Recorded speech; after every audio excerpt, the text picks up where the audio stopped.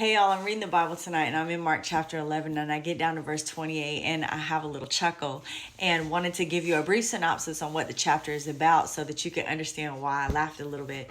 So this is the chapter that Jesus is in Jerusalem doing his ministry, and about a third of the way into the chapter, he arrives in Jerusalem, but then he leaves Jerusalem, right?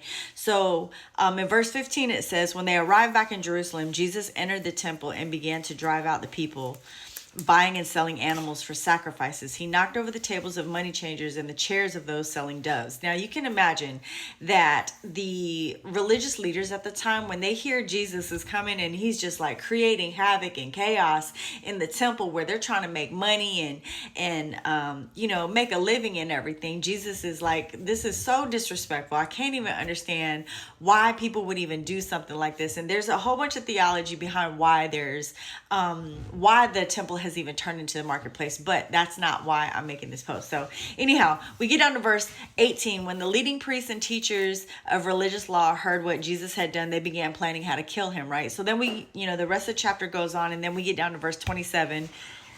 And it says, again, they entered Jerusalem. As Jesus was walking through the temple area, the leading priests, the teachers of religious law, and the elders came up to him. They demanded, by what authority are you doing all these things? Who gave you the right to do them? And all I heard was, I want to speak to the manager.